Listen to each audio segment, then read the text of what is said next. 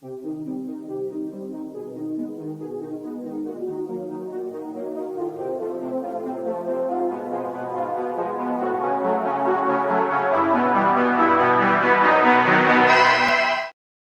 everyone, I bought a PSVR2.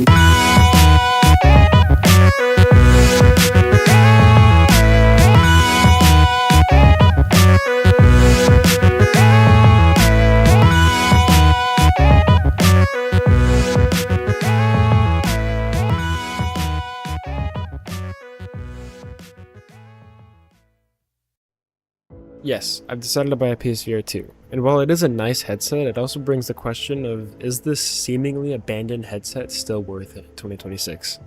The answer isn't as straightforward as yes or no. There are a lot of factors that make this headset great, but there are also a lot that make this headset hard to recommend. Something I really like about this headset is the displays. The PSVR2 features dual 2000 by 2040 per eye resolution OLED panels that support HDR, and the HDR helps a lot in certain games to bring out more of a contrast and help improve image quality overall. I've definitely noticed how good the displays look while playing Resident Evil 4 VR. A lot of very dark scenes in that game look great in the headset, and the only thing that I felt bothered by is the weird fishbowl effect that I can see when I move my head slightly faster than I normally would. This isn't the headset's fault, it's just simply because porting flat screen VR, it is simply just because porting flat screen games into VR is really hard, especially when it's a completely free add-on.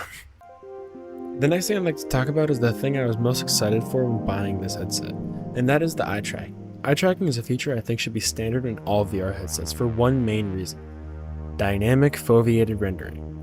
If you don't know what that is, it's basically when the game takes the input of your eyes and uses it to display the image at full resolution only where you're looking, while lowering it everywhere else that you aren't looking. This helps the game run better because the device it's running on doesn't have to render the entire image at full resolution.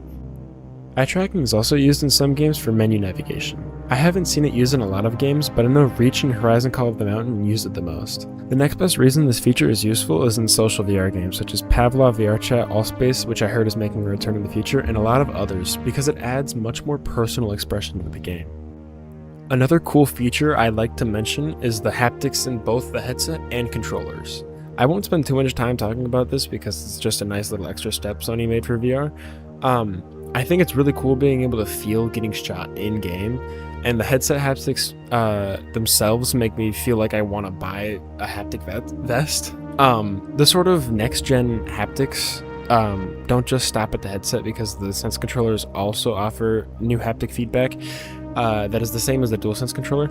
Also, quick side note, I hate that the VR controllers that have two of them are called the Sense controllers, and the normal PS5 controller is called the DualSense. I wish they would just swap the names. But anyway, the Sense controllers have the same adaptive triggers as the DualSense controllers. Anyway, which help add immersion to a lot of VR games.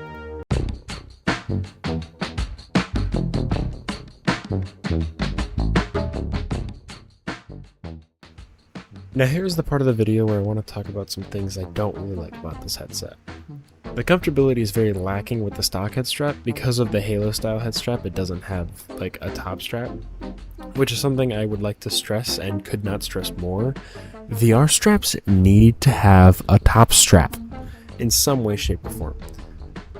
Having something like Fresnel lenses means the sweet spot is very small, and when I was using the stock head strap, the weight of the head strap meant it kept sliding down my face, so my eyes would be closer to the top of the lenses instead of in the sweet spot. I ended up buying a third-party head strap from Gladiator Cluster. I'm not sponsored in any way. That's just the one that I decided to use, and it's been working really well. The top strap really helps with the weight distribution and keeping it on my head instead of it doesn't slide down anymore, and so that's helped a lot. I also bought their PC adapter, which I just bought it because it was cheaper than the official one, but I can't even use it on my PC because my PC is not powerful enough. Also, I talked about the displays earlier, which they are great, but because of the OLED, the lenses have something called Mira, which is almost like a film grain effect, but it's so like unnoticeable that I haven't really had many issues with it, at least for me. It's probably noticeable more to some people than others, I don't know, but I've only really noticed it in darker areas that are only slightly lit, or like very bright areas, or like gray areas. And I know that's kind of a wide range of very neutral colors, but it's honestly, it's something that you kind of have to be looking for.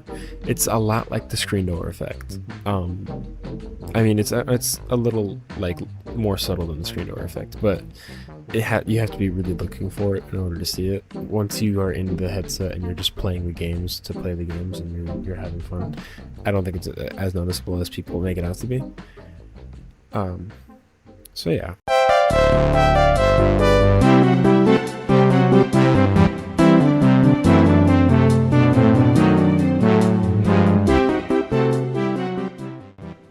So that was my thoughts on the PSVR2. Is it worth it in 2026?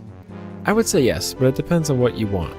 If you only have a PS5 and want some great VR games with really great graphics, then I would say if you can find one on sale or on eBay, pick it up. It has potential to be one of the best PC VR headsets on the market and currently one of the cheapest.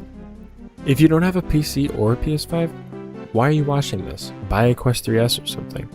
If you have a PC and only have a PC, it's a little bit tougher to decide, because there are so many great Quest exclusive titles and Virtual Desktop is getting a wired feature, so that's up to you.